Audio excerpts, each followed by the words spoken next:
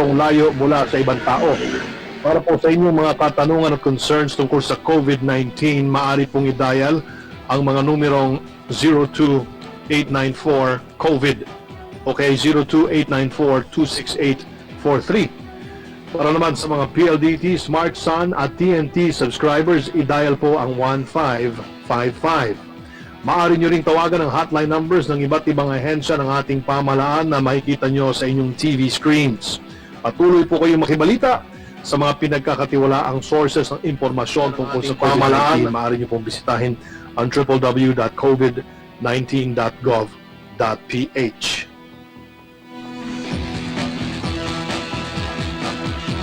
Samantala, ang makakausap natin sa ating public briefing ngayong araw, sina Police Lieutenant General Guillermo Aguisar, ang Commander ng Joint Task Force COVID Shield, Arlene Magtibay, ang Senior Vice President and General Manager ng Robinsons Malls, Mr. Joey Concepcion, Presidential Advisor for Entrepreneurship, Graham Coates, ng First Vice President and Head of Mega World Lifestyle Malls, at si Consul General Gina Hamoralin mula po sa Chicago, Illinois. Dahil sa unang ilang araw na implementasyon ng Modified Enhanced Community Quarantine sa Metro Manila, dagsa agad ang mga sasakyan at motorista sa mga kalsada. Marami na rin sa mga kababayan natin ang nagbalik sa trabaho kahit pa walang masakyan. Bukod pa riyan, dinagsa rin, Secretary, ng mga taong ilang mga mall sa muling pagbubukas nito ang social distancing protocol, hindi umano nasunod. Yan po ang mga bagay na tatanungin natin si General Aguisar, nagpasakit sa ulo ng ating mga kapulisan. Okay, para pag-usapan nga yan, makakapanayam natin ngayon si Police Lieutenant General Guillermo Eleazar, ang Commander ng Joint Task Force COVID Shield. Magandang umaga po sa inyo, General. Magandang umaga sa iyo, Sec Martin, Yusa Kraki, ganoon din po sa mga nakikinig at nanonood sa inyong programa. Kitang-kita po ang mabilis na pagsikip ng daloy ng trapiko sa mga boundaries ng syudad at mga checkpoints dahil hindi na rin sa pagbabalik trabaho ng ilan sa ating mga kaubayan dahil na rin dyan. At kumusta po ang pagbabantay ng PNP sa ating mga kalsada? Sec Martin, inasahan naman po natin na itong March 16 dahil nga sa from ECQ naging MECQ na tayo dito po sa Metro Manila at ibang lugar naging GCQ na. So inasahan natin itong pagdami ng mga tao pati na rin mga sakyan sa lansangan. At kaya nga po tayo sa ating checkpoint operation, nagsagawa rin tayo ng modified checkpoint so that we can accommodate itong paglirikisa sa mga sasakyan na hindi naman masasakripisyo itong pagbubukas ng ating ekonomiya na dahil dun sa napakatinding daloy ng trapiko. At the same time, yun nga nakita natin sa unang araw ng Sabado, weekend katatapos ng sweldo, so nagdagsa mga tao sa mga sa iba't ibang mga malls na inalaw na para mag-operate. At yan ay naobserbahan, no less than our SLG, si Gerald Ed Anyo. At nagbigay nga ng direktiba para siguraduhin na hindi mauulit ito.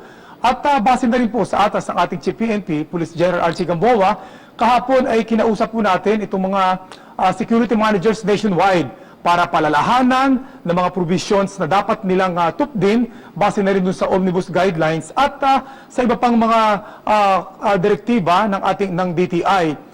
At napakaganda po na ating pag-uusap na isinagawa at nakita natin noong last Sunday at even na Monday at kahapon, nagkaroon naman ng improvement and observance of physical distancing. Pero ang ating pulis po ay patuloy na magmamonitor dito po hindi lamang sa mga malls, hindi sa similar establishment na hinayaan na ng ating pamahalaan na ito ay magbukas para po ibalik nga ang sigla ng ating ekonomiya. Tuloy-tuloy din po ang pagbisita ninyo sa mga checkpoints natin. May mga protocol pa rin po bang hanggang ngayon ay hindi nasusunod ng ilang motorista? Meron pa rin po tayo na obserbahan na ibang mga motorista na hindi naman authorized ay nasa labas. But base sa report ng ating Highway Patrol Group, sa kanila pong mga random checking, siguro po sabihin natin mga 2% na lang yung nahuhuli nila. Ibig sabihin, marami talaga po ay authorized na nasa labas at yun po yung challenge sa atin. Kaya nga ginagawa po natin dahil sa haba nga ng queue sa mga checkpoint natin, ginagawa natin yung modified checkpoint.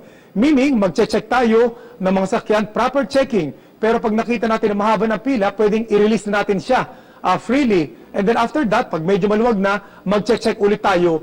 At gusto nating paalam sa ating mga punorista na pag tayo nagche-check, talagang pag mayroong violation, yan po ay atin pong kukumpiskahin lisensya at sasampahan ng kaukulang kaso para maging deterrence sa iba pang mga motorista na dapat hindi sila mag-violate. At the same time, andun pa rin po yung protocol na ginagawa natin. So, we still have more than 4,000 quarantine checkpoints all over the Philippines. At aside from itong mga mobile checkpoint na isinasagawa ng ating Highway Patrol Group.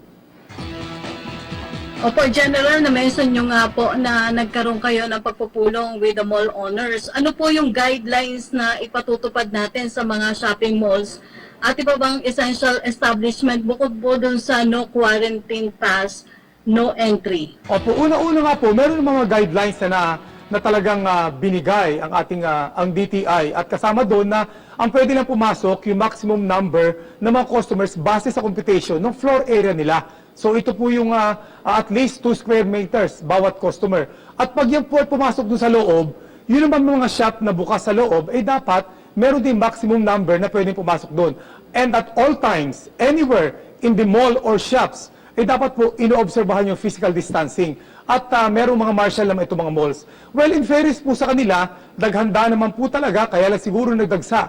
Kaya nga yung additional na propose natin na pag-usapan doon is that dahil po ang Metro Manila, nasa MECQ tayo, at only 1 member per household ang pwede lang lumabas to avail the goods and services provided by the permitted industries. So maganda na gamitin natin ito. Itong merong mga quarantine pass na siyang isa lang sa bawat household, sila lang po ang pwedeng pumunta doon. So, i-check po natin sila. And they should go to the mall in their locality or adjacent locality. At the same time, maganda rin sa parking area na pag-usapan po natin. Kasi di ba, pagpasok pa lang sa parking area, i-check na natin. Dapat ang naandun lang, isang member ng pamilya. Kung nakita natin na more than 1 yan, 3 o 5, lakwatsa na yan. At so, pwede natin i-check doon at huwag natin i-allow sila doon. So, tandaan po natin na ito pong pagbubukas na hinayaang magbukas itong ilang establishmento ng ating pamalaan, ito po ay para sa ating ekonomiya at hindi para gawin para sa paglakwatsa. Opo, General, pero magtutuloy-tuloy po ba yung pagmamonitor na gagawin ng PNP sa mga malls at ikinukonsidera pa rin po ba yung pagsasara ng mga malls sakali pong makitaan ng violation ang mga ito? Yes, tama po yun. Ang ating pong mga pulis sa lahat ng lugar nagmamonitor dito sa mga malls and similar establishment na mag-observe ng physical distancing. At malinaw naman po, direktiba ng ating SILG. At alam naman po yun ng iba't ibang malls na kasama po sa provision yun na pagbubukas nila na i-observe ito mga health protocols including the physical distancing. At pag may nakita po tayo na merong pabayaan, yun po ay magiging ground natin para i-facilitate natin yung closure ng mall na yun, base na rin po dun sa mga makukuha nating mga ebidensya. General, meron na po bang update doon sa mga repatriated OFWs na tumakas sa quarantine facility? Well, ang ating pong pulis ay nakipag-coordinate naman po sa OWA at saka sa concerned agencies regarding this. At patuloy po naman ang ating ginagawang paghahanap sa kanila. Yun nga po, nagdagdag pa tayo ng mga personnel sa atas ng ating Chief PNP para po magbigay ng tamang protection at seguridad sa mga lugar kung saan doon naglalagay ang ating mga OFW para aside from the protection, yun nga po, maiwasan itong pag-alis nila dito sa mga quarantine facility na ito na walang arrangement or paalam. Opo, General, alam namin na kayo po'y abalang-abala sa paglilibot dito sa Metro Manila at iba pang mga lugar. Kasama rin yung mga malls. Ano na lang po yung mensahe ninyo sa ating mga kababayan? Kasi talagang yung COVID-19 ang kalaban natin dito. Opo, sinasabi ba natin na ito nga po, ito na yung pagkakataon na ipakita natin ang ating kooperasyon. Subalit, sa nakita natin ng mga unang araw, hindi po maganda at katanggap-tanggap. Buti na lamang, ito po ay nag-improve. Alam niyo po, at sinasabi nga natin, do not let the mall be the ground zero of the next wave of infection. So, stop unnecessary movement, stop unnecessary travel and trips or visit dito sa malls and other places. Lagi po natin tatandaan, nasa atin po nakasalalay, ito pong tagumpay ng ating programa. So, sa ngayon po, dahil nga po napakaganda ng koordinasyon ng ating police with the mall managers, ang ating pakiusap na lang sa atin sa publiko, isa na po ay sundin natin itong mga simpleng guidelines na ito. At kung kayo po ay lalabas na bahay at kayo ay authorized, laging mag-wear ng mask at laging observe ang physical distancing nasaan man kayo, anumang oras ito. Okay, maraming salamat General Eliazar for always making time for us. Mag-ingat po kayo lagi. Maraming salamat din at magandang umaga po sa atin lahat. Mabuhay po kayo. Napag-usapan na lang din ang malls. Rocky, kausapin na rin po natin ang isa sa pinakakilalang pangalan na mall sa bansa. Ito pong Robinsons. We have on the line Miss Arlene Magtibay, the Senior Vice President and General Manager of Robinsons Malls. Magandang umaga po sa inyo, ma'am. Magandang Secretary Martin and Yusek Rocky at sa lahat ng ating mga televiewers. Ma'am, marami pong kumakalat na mga pictures online tungkol sa alleged overcrowding ng ilang malls on the first day of the MECQ, kung saan hindi naoobserbahan ng physical distancing. Ito po ba ay totoo? Ito po ba ay fake news?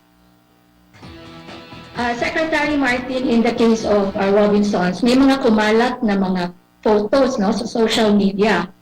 Pero ang mga ito ay fake news because these were old photos taken in one of our provincial malls na ginamit ng LGU para maging venue for the distribution of the social amelioration package. At nung panahon na yon ay sarado pa po yung nasabing mall. So we would like to correct that impression dahil nung unang araw po ng pag-MECQ ng ating mga Metro Manila malls, lahat po ng Robinsons malls dito sa Metro Manila ay naging very peaceful at naging very orderly po. Lahat ng ating mga customers and shoppers ay naging very cooperative in terms of social distancing, pagpapakita ng kanilang mga quarantine pass, at pagsusuot po ng face mask. Sa Robinsons po, Miss Arlene, we are sure you also had to make certain adjustments in the guidelines. Ano po ito exactly at how do you make sure that these will be strictly followed by the mall goers? Unang-una, Secretary Martin, naglabas po tayo ng mall reopening guidebook para po sa ating mga retailers at ating mga restaurants. So dito po dinatalya namin kung ano ang kanilang mga preparasyon na dapat gawin in terms of making sure na yung kanilang mga tindahan ay magkakaroon ng social distancing. Meron pong mga visual cues, At sa ating mga restaurants, dahil ang dine-in, lahat po ng kanilang mga tables and chairs ay pinasantabi po muna. And we also gave them guidelines on screening, the health screening of the employees, and all the sanitation and disinfection that they will have to do. Sa mall naman po, during the time of the ECQ, marami po tayong ginawang paghahanda.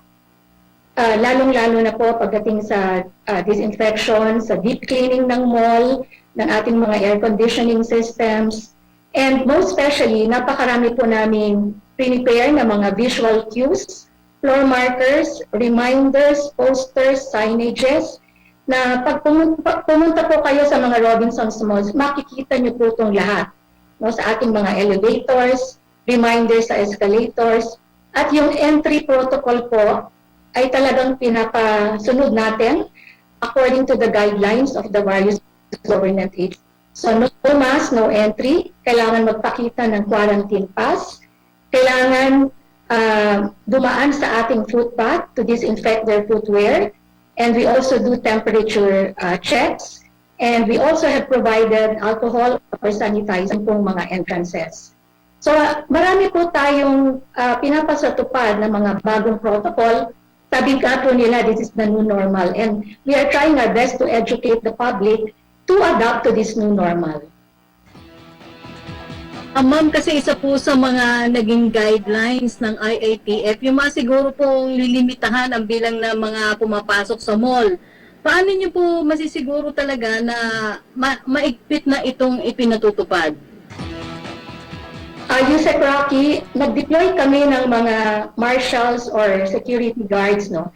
And for each mall, iba yung bilang nito. Pag mas malaki yung mall at merong malls na mas matao, then definitely we increase the number of the marshals to ensure that social distancing is observed. Lahat po ng aming mga malls ay nakakompute na po ang maximum carrying capacity. And I'm glad to inform you na so far, lahat naman po ng mga malls ay they're well within, no, the maximum carrying capacity. So, trained po yung ating mga guards na pagka po marami ng tao, like for instance sa supermarket, kung napansin nyo, matagal po ang waiting time kasi kinokontrol po natin bilang ng tao. There's only a certain number based on the gross floor area of the supermarket and even. So hindi po maiiwasan na mag-antay po ang mga tao.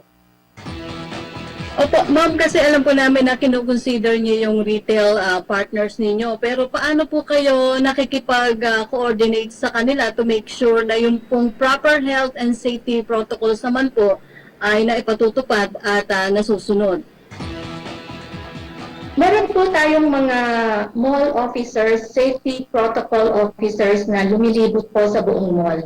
And we do constant checking with our mall partners, yung ating pong mga retail, to ensure na yung pong mga patakaran na prescribe ng mall ay nasusunod. No? So, there is constant checking that is being done.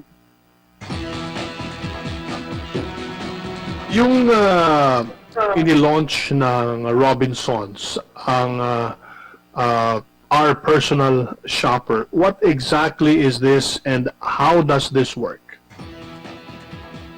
Ito po ay isang service para po doon sa ating mga mainly the restaurants which are just on delivery and take-out.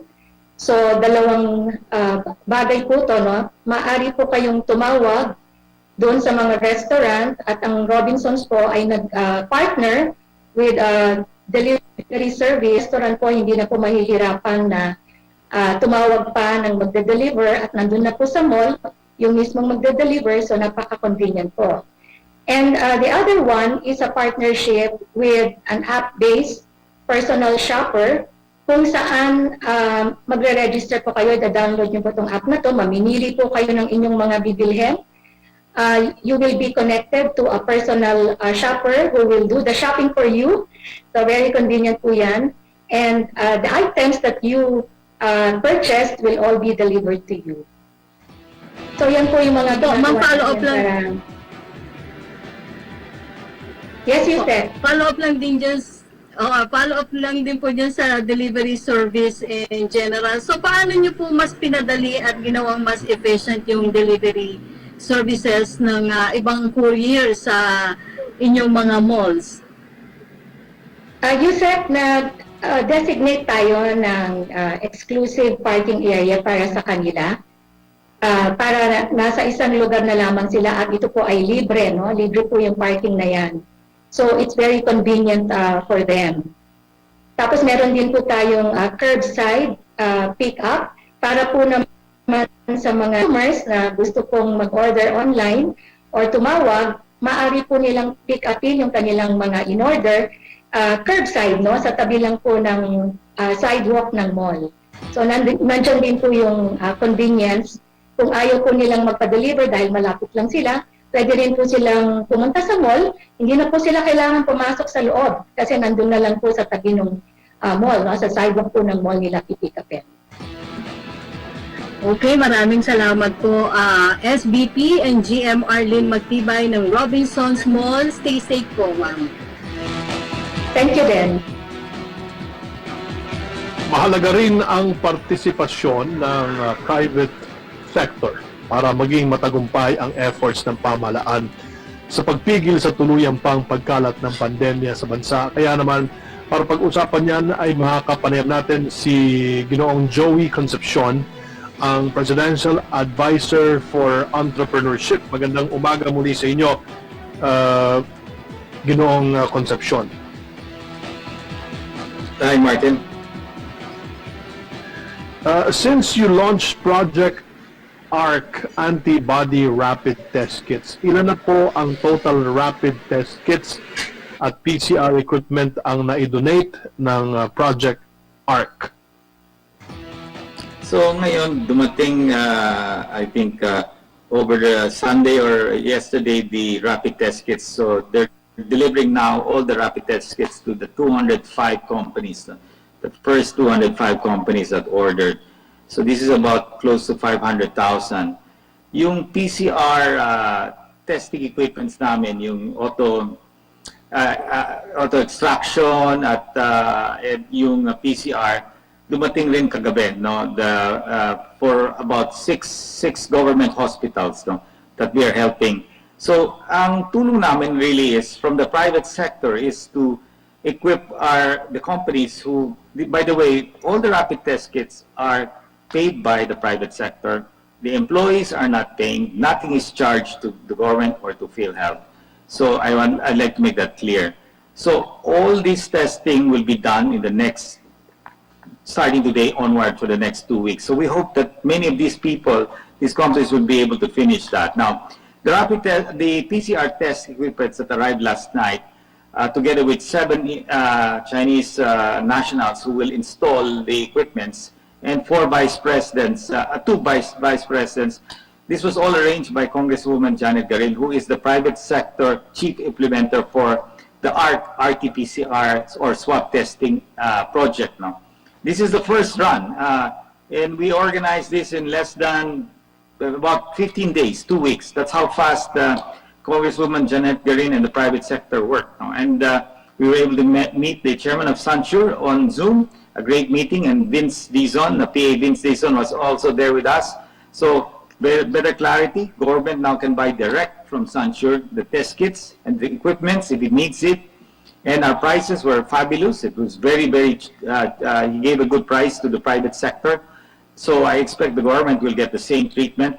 So moving forward, I think there are more donors that will help in the RT-PCR or the swab testing, because the capacity that both DOH and Red Cross are trying to attain is 30,000 by the end of this month.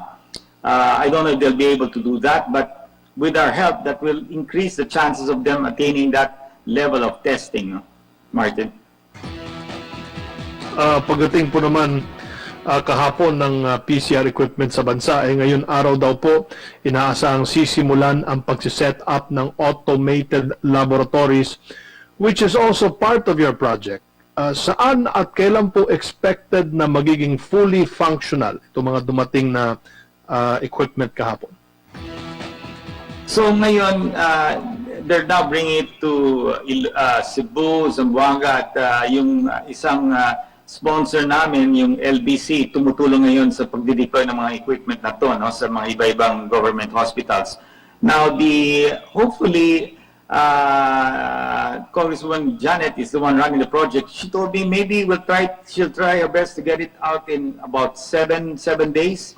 And the other areas, we have a meeting with Vince Dizon later on this afternoon to align on how the government will procure the test kits, no, that are very important. No? So I think maybe in 2 weeks we should see this already running.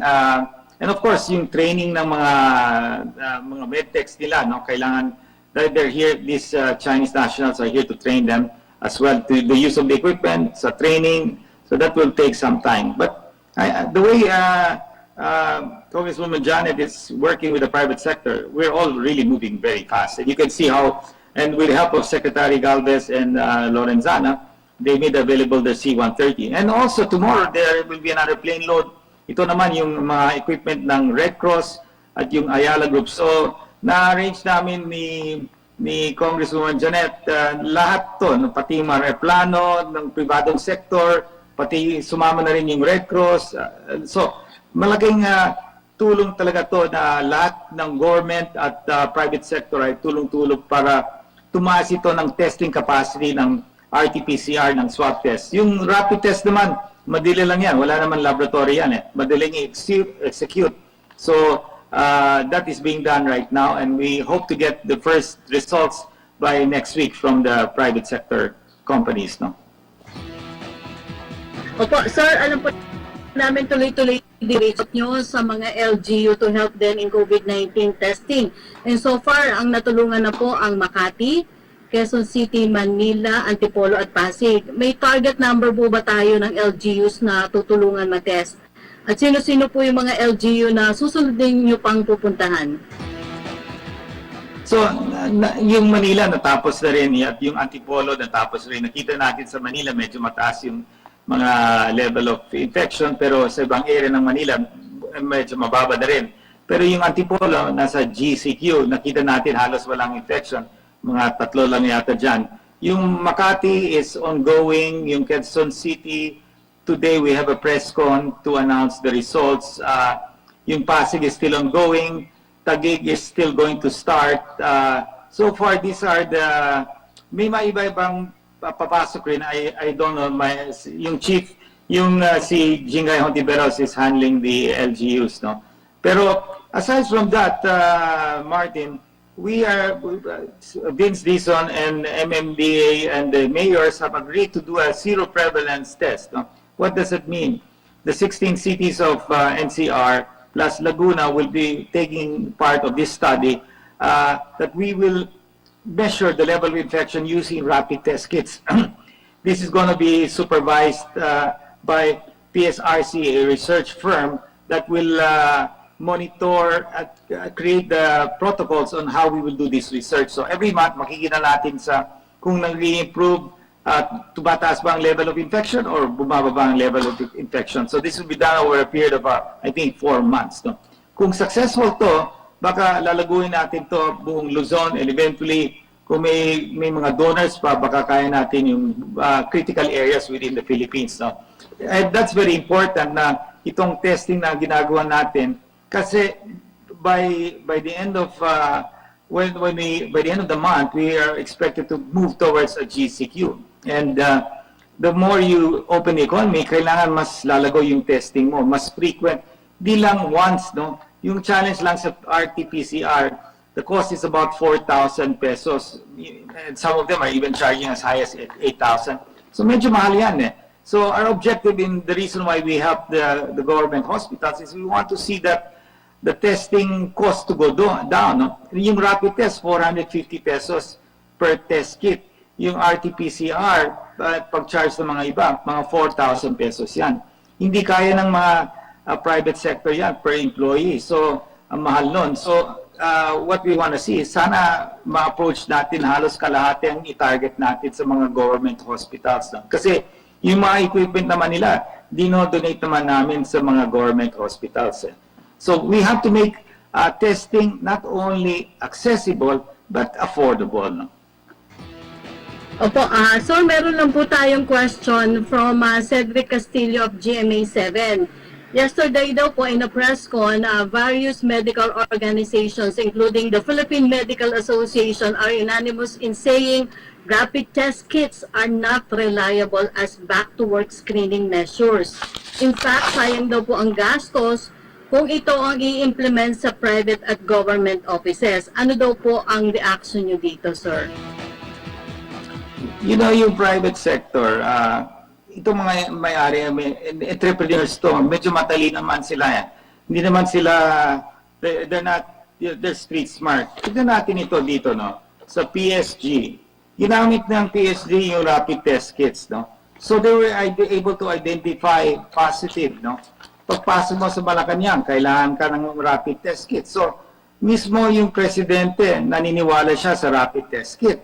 Yung mga entrepreneurs, yung Ayala, may-ari ng Ayala, yung may-ari ng SM, yung may-ari ng Lusutan Group of Companies, lahat ng mga conglomerates, pati kami, lahat ng malaking korporasyon, believe in rapid test. Now, saan galing ba itong mga rapid test? Sa China. May rapid test now galing ngayon sa Amerika. So, hindi naman, these people are intelligent. Yung mga scientists, researchers, matagal na itong mga rapid test. So, proven na rin to. So, why is it that they are exporting this, and then why are they using it in their own country, and they're able to control the virus. So these doctors, if they have a better solution, what is the better solution? We can use the PCR, pero kung may capacity ba tayo, 8,000 lang yan a day. So kung papasok yung private sector, wala capacity. So ngayon, they're saying you can only test symptomatic patients. How will you do that? Kung hindi ginawa ng PSG head dito na i-test lahat ng mga PSG, paano nila malalaman kung may infection? Kasi yung problema na itong mga doktor, salita ng salita, wala namang ginagawa, complain ng complain. Ang mangyayari dito, kung magsisarado ulit yung ekonomiya ng Pilipinas, maraming mawawala ng trabaho. Ang dami yan. Ngayon, halos ng mga micro at small, umiiyak na dahil yung kapital nila nawawala na rin.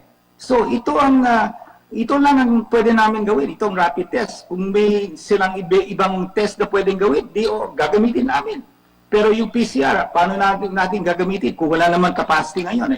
Kaya tumutulong ngayon ang private sector na umakyat ang capacity. Yung Red Cross, tumutulong rin para iakyat. Pero wala po tayo dyan sa 30,000 a day. Ang kailangan natin dyan, eventually, 50,000 a day. So itong mga grupo na to, ingay ng ingay, wala naman ginagawa. So anong gagawin ng buong private sector? Magla-lockdown tayo uli. Pag mag-lockdown tayo uli, masisira ang buong economy yan. Pag masira yung economy ng Pilipinas, mawawala lahat ng trabaho. At ang mangyayari dito sa mga tao, kukuha tayo uli ng social remuneration, masisira yung stimulus package nila kasi hindi umaandar ang economy. So we cannot afford another lockdown. So my appeal to all of these doctors, if you have a better alternative, why don't you tell us that better alternative? You want us to get the capacity of the PCR test? Well, there's none. What can we do? So if I were you, I would tell them, look, let's save the livelihoods of these people as well, the health. And the reason why we're doing this testing is because as we open up the economy, we want to be sure that the health is not affected, and that's the only method. So if in the case of the president, that his own health is protected because of the rapid test, then if the president believes in it, and if the PSG believes in it, and if all the entrepreneurs and the top entrepreneurs of this country believe in it, then it does work. It's better to test than not to test. Okay, maraming salamat po, Presidential Advisor for Entrepreneurship, Mr. Joey Concepcion. Stay safe po. Salamat. Also, nasa kabilang linya rin po ang ating executive from one of the biggest names in the mall industry, si Graham Coates, the first Vice President and Head of Mega World Lifestyle. Good day to you, Mr. Coates. Hi, Martin. Nice to meet you and nice to be here. It's great to have you. How was the reception of the people during your first day of reopening? Well, I'm glad to say that we were very excited to open and get business back to normal, the new normal. We were very happy with the response from our customers. Of course, the numbers are down on what we would normally expect, and this is really to be expected because of all the controls that have been put in place. I think the customers are a little bit cautious at this point, and they prefer to have less frequent trips to the mall, which is understandable. But I would say that we were very happy with the response of our customers. With all the procedures that we put in place, we had no major shortfalls in terms of social distancing. We have many measures that we've put into the mall that really gives us a confidence that the customers can have a very safe and happy experience when they come to the mall. What were the adjustments that you had to implement to comply to the IATF guidelines in making sure that mall goers and your employees are safe? Well, I'm glad you asked that question because really everything we do is paramount in terms of health and safety and obviously following the government requirements. Megaworld Corporation is one with the government in fighting the spread of COVID-19. In the lifestyle malls, as we resumed operations, the company took many steps towards health and safety for its employees, its guests, and of course its tenants, and most importantly our customers. As part of our efforts, the company did conduct rapid antibody testing. We just heard Joey speak about that now. All our employees in Mega World have undergone rapid tests, and this includes our frontliners as well. And again, with all the regular health and safety measures that we've installed, the mall entry protocols have been adopted, which includes the reduction of entrances to the mall. Enforcement of the no mask, no entry policy is crucial. I'm here in Uptown today. Everybody I can see is wearing a mask. You cannot enter the mall unless you have a mask. We have disinfectant stations in operation for the feet, for the cars. We have a unique disinfectant chamber which we will put into place to improve on the existing procedures that we have. We're rolling that out in all our other malls. Sanitation in the common areas is being done together with our tenants, and of course social distancing, which is very crucial in terms of making sure the numbers that come into the mall are controlled, and the numbers once they're in the mall, they are managed. And we have what we call social distancing ambassadors, which are strategically located around the mall.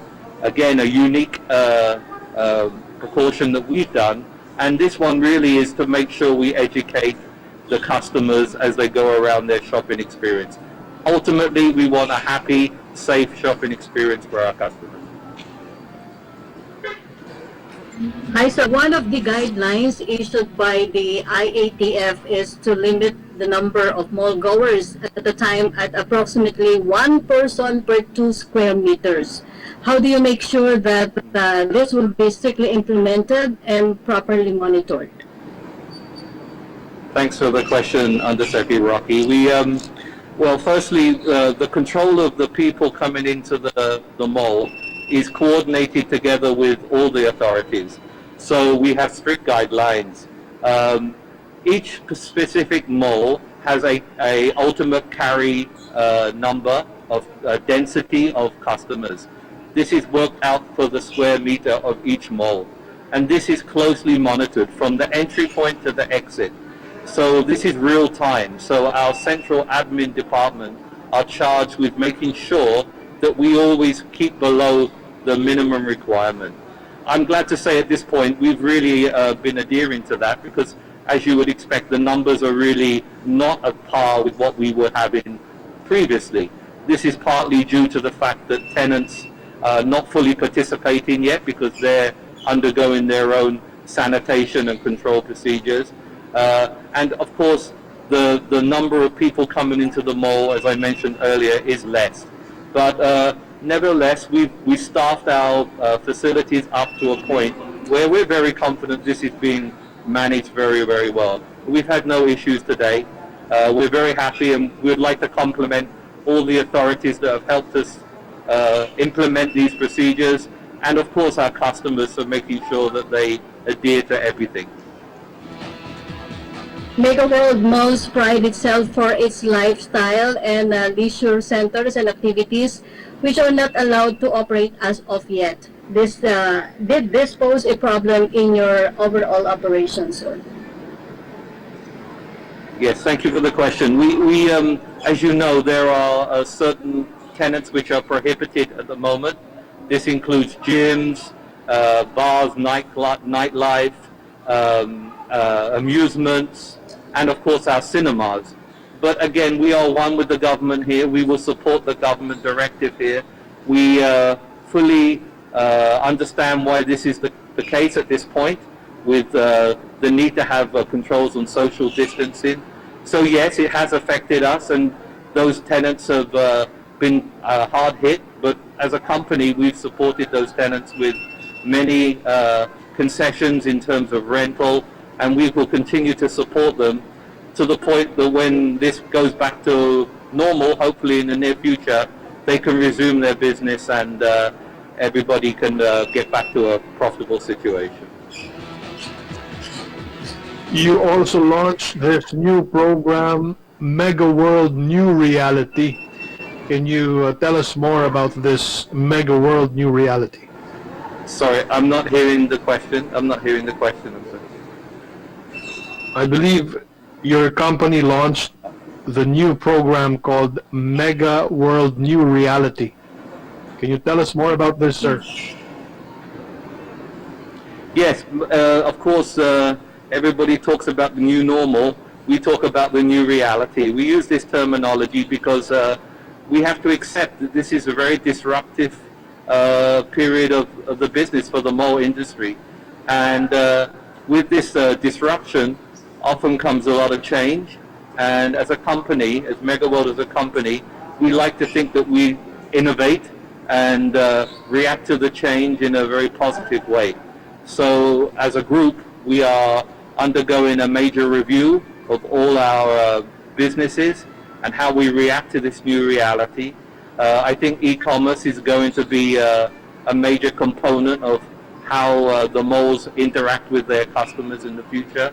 So yes, we welcome this. We welcome the fact that we have to be nimble and have a lot of agility in how we do our business. So although a lot of people are having a hard time at the moment, including ourselves with the rental concessions that we've given and the drop in revenue that we have, we embrace the new change and we look forward to working out new innovations to really get the business back together and serve our customers more efficiently. Sir, everybody's looking at the effectivity, convenience, and safety of cashless payment transactions, and it's even being considered for our public transportation. Would you say this should also be part of the new normal in malls moving forward? Absolutely. As I just mentioned, e-commerce is really going to be a big factor as we move forward and as we conquer this pandemic. This will definitely herald a new era of e-commerce initiatives. Actually, we're currently working on a number that will be announced in the next month or so. But as a company, we like to look forward to new initiatives, and yeah, we embrace this, and we will work closely with our tenants to make the new environment for the mall better and stronger. Thank you very much for your time, Mr. Graham Coates, the first Vice President and Head of MegaWorld Lifestyle Malls. Take care, sir. Thank you so much. Stay safe, everyone. Rocky, kumustahin naman natin ang lagay ng ating mga kababayan sa Chicago, Illinois. Live, kasama po natin si Consul General Gina Hamoralin. Magandang umaga po sa inyo, Consul General. Magandang umaga, Herino, Secretary Andanar, and Yusef Ignacio. First of all, let's do a COVID-19 check as of today. How many positive cases are we looking at in Illinois? Well, right now in Illinois, we have around more than 90,000 cases. And Illinois ranks the third top in the number of cases in the whole United States after New Jersey and New York. Meron po bang mga Pilipino na nagpositibo? Of course, meron ho. As of now, we have recorded 42 Filipino-Americans with COVID cases in the whole Midwest.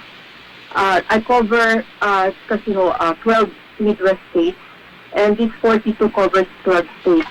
And out of the 42, we have there is a recorded 17 casualties. And out of the 42 cases, 17, half of them are in Illinois and half of them are in Michigan. Ngayon ka na po mag-ministry sa mga kahan from the North Southwest as open the TV Radio Ronda HQ. Salamat sa bilyong show watching and listening in our program.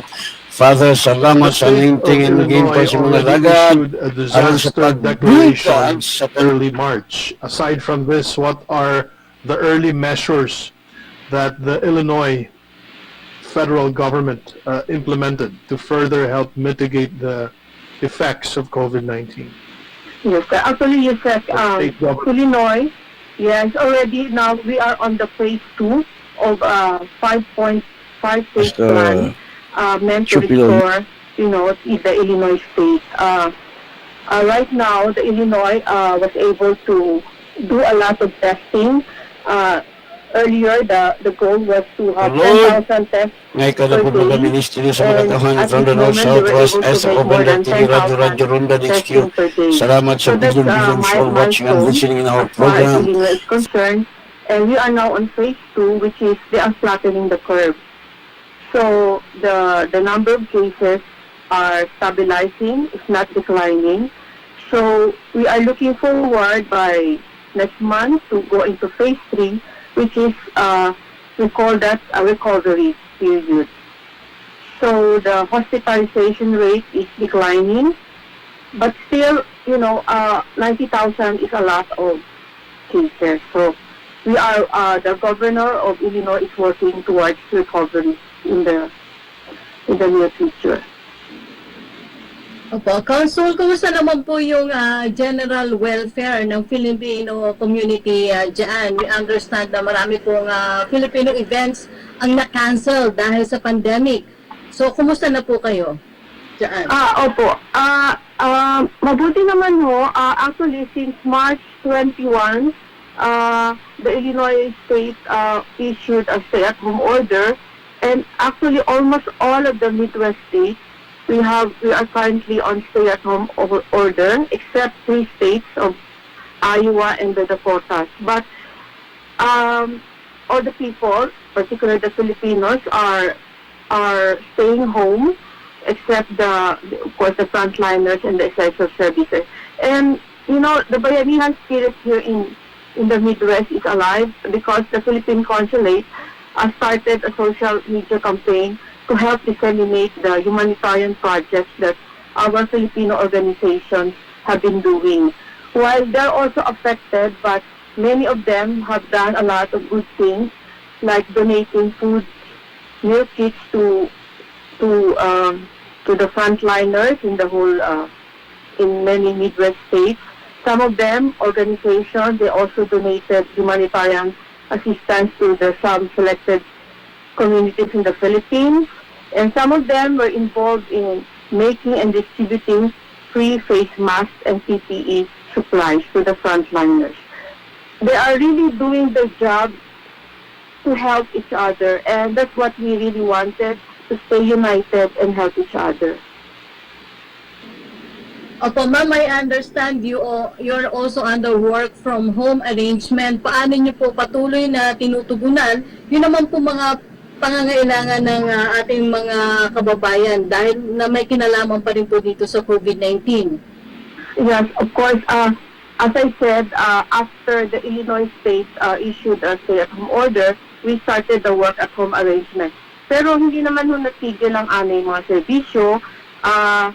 Patuloy pa rin kami tumatanggap ng some consular services like civil registry. Ito yung mga report of birth, report of marriage. They can do it by mail. They send it to us by mail and we respond. Lord. And also, ngay kada po mga ministry sa mga katawan from the north, south, west, east, open the TV, radio, Ronda HQ. Salamat sa bilyon-bilyon ng ating publiko. We have an emergency number ready to respond to all public queries. In fact, we receive queries from almost many, even outside our space of jurisdiction. And as you know, may mga stranded yung mga Pilipino dito, and we were able to help these Filipinos, particularly the J1 visa holders. And 21 of them actually are already in the Philippines. We have helped repatriate them. Actually, 8 of them, we use our standby APN fund. And the rest of the stranded Filipinos, many of them opted to stay here for a little while, to wait it out, or to another reason why some of them cannot go home because of, for fear that in the Philippines, there was this closure of NAIA. So some of them deferred their coming back to the Philippines. But the rest, those who asked for our assistance in coming back, we responded to their request. Because of the extended lockdown until May 30, apektado po ang kabuhayan mga kababayan. Are the immigrants, especially the Filipino community, part of the recovery plans na inihanda ng State of Illinois pagkatapos ng pandemya? Kasama rin po ba yung mga OFWs na Pilipino sa plano? Of course, in fact, in the city of Chicago, they're also, they don't make any exemption whether you are an immigrant, you are undocumented. You know, if you want to, you can always find assistance if you ask. You can go to a food bank you can get free testing. So these are the measures that the city of Chicago are really doing for the immigrants, not only for the Filipinos but also for the Latino group, for the other ethnic minorities.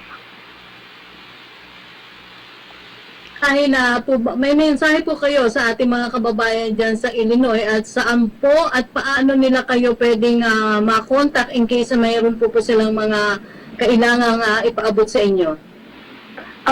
Madali mo kami makontak. Meron mo kaming official website, chicagopcg.com, and in that website, nandun mo lahat ang aming mga hotlines, email addresses, and so far, that system has really worked for us because we also receive a lot of queries. And also, we have a Facebook page. Just search for Philippine Consulate Chicago, and you can reach us. I assure you that someone will be answering your call. And by the way, maraming salamat. Sabi ko na rin na after the phase 2, as soon as Illinois government announces the listing of the ECQ, we are also planning for a gradual reopening and resumption of our services. But maybe in line with social distancing and some guidelines, we will continue to make sure that the public and also our staff are also protected. Okay. Maraming salamat po ma'am sa inyong oras at sa inyong serbisyo. Consul General Gina Hamoralin mula po sa Chicago, Illinois. Stay safe po ma'am. Maraming salamat din. Secretary, ngayon naman alamin natin ang COVID-19 count sa ASEAN region at sa buong mundo. Sa kasalukuyan ay naitala na ang kabuang bilang ng 71,042 COVID-19 cases sa buong rehiyon ng ASEAN, kung saan nananatiling nangunguna ang Singapore, sinusundan ng Indonesia at ng Pilipinas. Singapore pa rin ang may pinakamataas na recovery rate, habang ang Indonesia naman ang may pinakamataas na mortality rate. Kapansin-pansin na nadagdagan din ang kaso sa Vietnam at ng Myanmar, pero nananatiling mataas pa rin ang recovery rate sa mga bansang ito kesa sa bilang ng mga nasawi. Nananatili naman sa parehong bilang ang mga bansang Cambodia at Laos. Sa buong mundo naman, umaabot na sa 4,889,287 ang kabuang bilang ng COVID-19, habang nasa 1,679,155 naman po ang nakarecover at 322,683 ang nasawi. Ang Estados Unidos pa rin po ang may pinakamaraming COVID-19 positive at umabot na sa higit 90,000 ang nasawi sa nasabing bansa. Samantala, alamin naman natin ang mga balitang nakalap ng Philippine Broadcasting Service mula sa ating mga lalawigan. Go ahead, John Mogul. Yes, Sec Martin, magandang tanghali.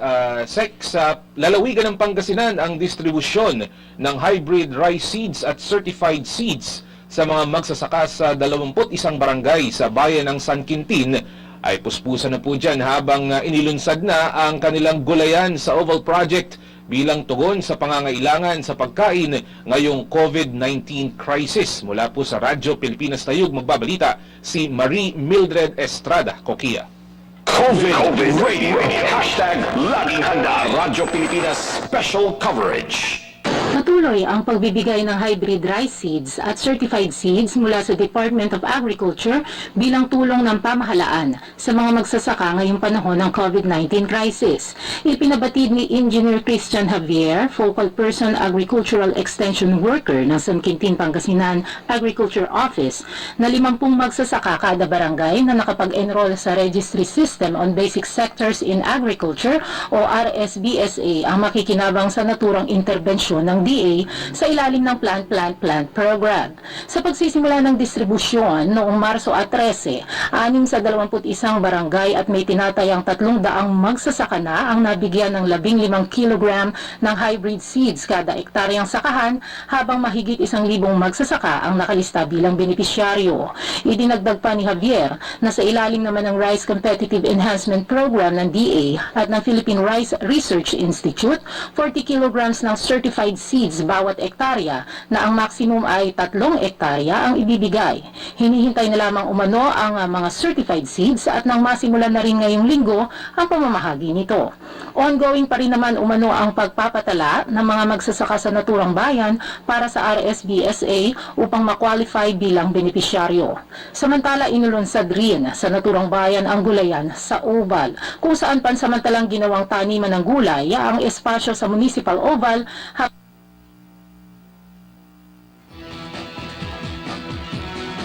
Samantala, Secretary, 110 stranded na mga turista at trabahador na Ilonggo sa Palawan ang uuwi na sa Iloilo. Mula po sa Radyo Pilipinas Iloilo, narito ang balita ni Bing Pabiona. COVID Radio. Hashtag Laging Handa. Radyo Pilipinas Special Coverage. May 110 stranded Ilonggos na mga turista at trabahador sa Palawan ang uuwi na sa Iloilo sakay sa Montenegro Shipping Lines ang darating sa lungsod bukas. Sa nasabing numero, nasa 76 ang sa Iloilo City at 14 ang mula sa probinsya ng Iloilo. Ito ang unang batch ng mga Ilonggos na stranded sa Palawan ang uuwi sa Iloilo matapos ang enhanced community quarantine. Ayon kay Provincial Tourism Officer Gilbert Marin, dahil ibinaba na sa General Community Quarantine ang Palawan, mas madali ang pagpauwi sa mga stranded Ilonggos dahil ang Iloilo ay nasa GCQ na rin. Pagdating ng mga Ilonggos sa Iloilo, ipailalim sila sa 14 na araw na kwarantina. Maliban sa Palawan, may inaasikaso din ang Provincial Tourism Office ng mga stranded Ilonggos sa ibang lugar na nasa ilalim ng GCQ.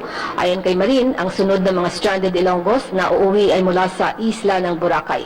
Anya, hindi nila pinaproseso sa ngayon ang mga nasa lugar na ipinapailalim sa enhanced community quarantine. Dagdag na inihayag niya na aabot pa sa mahigit 1,000 Ilonggos ang naghihintay na makauwi sa Iloilo, kabilang na ang nasa Cebu at Manila. Mula sa Iloilo, Bing Pabiona para sa Radyo Pilipinas. Sec Martin, yan po ang mga nakalap na balita ng ating mga reporter dito sa Philippine Broadcasting Service. Balik po sa inyo sa studio.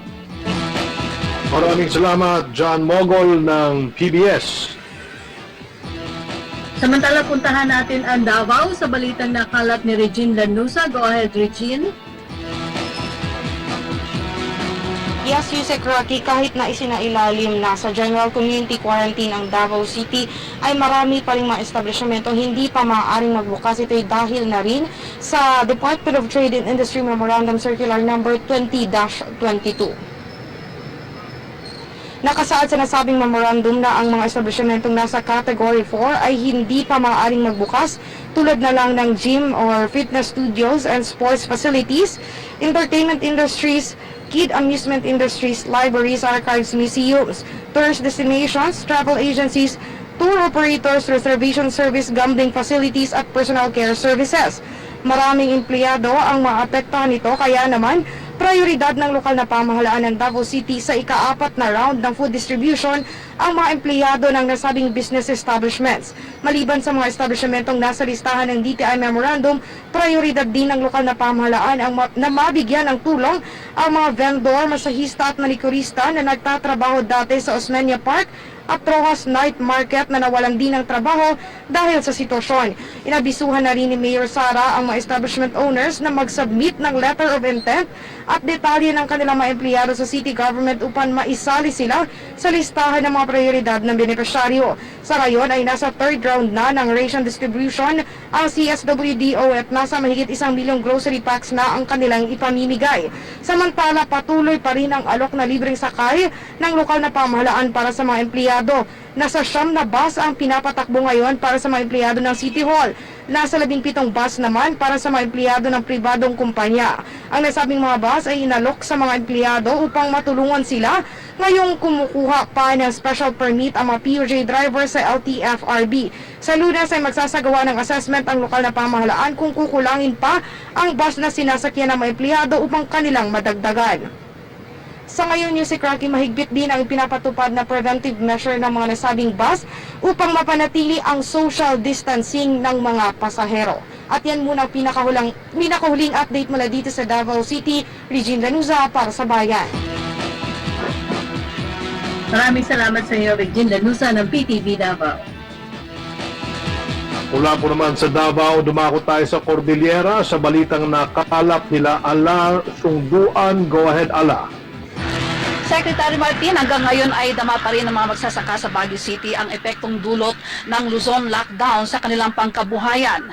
Gayunpaman, nagpapasalamat naman sila sa munting ayudang nakuha nila mula sa gobyerno sa gitna ng COVID-19 crisis. Malaki ang epekto sa kabuhayan ng mga magsasaka sa Baguio City ang pandemikong COVID-19 kung saan naitala ang malaking baba ng benta sa kanilang produkto sa panahon ng krisis.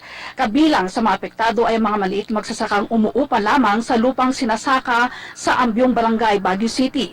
Kung dati-rati, umaabot sa 200 kilos na strawberry ang kanilang nabebenta sa halagang 60 pesos kada kilo. Sa panahon ng ECQ, umabot na lamang ito sa 20 kilos. Sa gulay na repolyo ay umabot lamang sa 100 kilos sa halagang 10 to 15 pesos kada kilo ang kanilang nabebenta kumpara sa dating 300 kilo.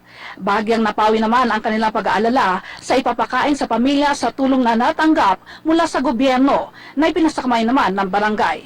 Kabilang dito ang relief packs at 3,500 pesos cash bilang benepisaryo sa ilalim ng TUPAD program. Karagdagang 2,000 piso naman na ayuda ang binigay sa kanilang misis, bagay na ipinagpapasalamat naman nila. May hindi din naman nakatanggap ng ayuda kung kaya tulong ay hinihiling din. Nagpasalamat ako sa gobyerno sa tulong sa amin sa ayuda. Malaking tulong yun sa amin. At sa may hirap. Nagpapasalamat ako sa ating gobyerno kasi may binigay sa akin na relief at saka konting cash. At nagpasalamat ako kasi may pinakain ko sa pamilya ko. Sana matulungan kami ng gobyerno kami nag-huli.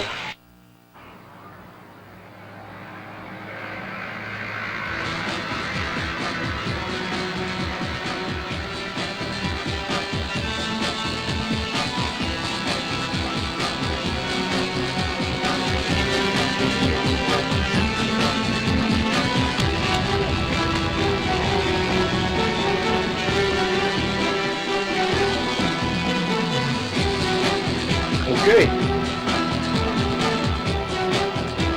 Abila din ang mga Maraming nasabing salamat. magsasaka na sana'y mabigyan pa rin sila ng ayuda maging ngayong nasa ilalim na ng General Community Quarantine ang lungsod ng Baguio. Live mula dito sa Baguio City, Ala Sungduan para sa Bayan. Salamat. Ala Sungduan ng PTV Cordillera. At sa kabila po na lungkot at takot na hatid ng COVID-19 sa bansa, ilang mga balita ng tuwa at pag-asa pa rin ang hatid ng ilan sa ating mga kababayan. Bagay na nakakapagpagaan ng loob sa gitna ng banta ng pandemya. Panurin po natin.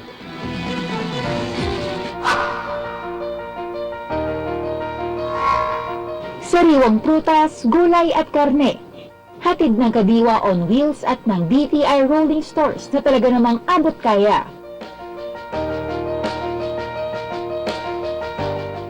Sa murang halaga, afford mo nang magluto ng masustansyang pagkain na makatutulong para makaiwas sa COVID-19. Samantala, sariwa at matatamis na mangga naman ang ipinamahagi sa mga COVID patient sa tulong ni Dr. Junie Climaco. Ang mangga ay mayaman sa vitamin C na mainam para sa mga COVID patients.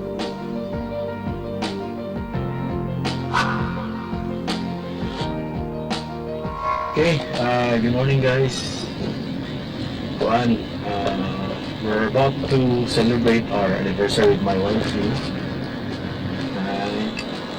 May nagkausa mo utok sa mong idea na manghatag sa mga katutang taong kadawat o kuwan sa amin. So, mga taong mismo bukid. Isa namang nakakakilig na kwento ang umani ng maraming heart react sa Facebook. Paano kasi, sa ika-10 anniversary ni Kuya Anton at Ate Jessica, naisipan nilang mamahagi ng relief goods. Full support naman ang kanilang mga kamag-anak at kaibigan. Okay, so manami og pangatag sa mga relief goods sa 20 families. So, feeling good. Okay, so tulong niyo ulit. Okay, and amping tanan. Bye-bye. Free Christian Church sa Pampanga na mahagi ng relief goods sa mga nangangailangan. Taos-puso namang nagpasalamat si Sir Pablo sa mga walang sawang nakikiisa. Ayon pa sa kanyang post, maaalala ng Panginoon ang pagtulong natin sa ating kapwa. Ito ay patunay lamang na kapag may malasakit ay hindi imposible na makatulong sa kapwa, lalo na sa higit na nangangailangan.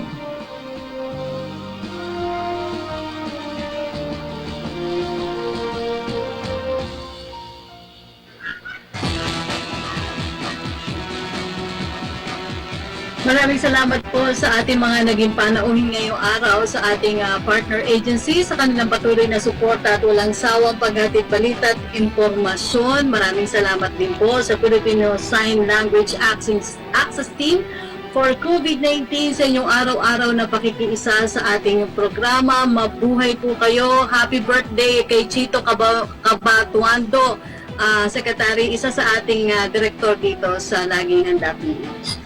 Happy birthday, Chito. Nandun ako mamaya. Sana merong pansit pagdating ko. Pero kung walang pansit, okay lang din. Walang problema. Binabati rin natin 98.5 radyo kaibigan sa Valencia, Bukidnon, si Pastor Dan Dongalio at si Xander Lumanta, DepEd Surigao, Councilor Salvador Asidilla, District 4 Division ng DepEd, at Oscar Pasaporte ng RPN DWIZ, si Edwin Eusebio. Maraming salamat po sa inyong pag-simulcast. At dyan po nagtatapos ang ating programa para sa araw na ito. Ako po muli ang inyong lingkod, Secretary Martin Andanar, mula sa Presidential Communications Operations Office. At mula pa rin po sa Presidential Communications Operations Office, ako naman po si Yusek Rocky Ignacio. Hanggang bukas muli dito sa public briefing, #Laging Handa PH. Kaya natin to.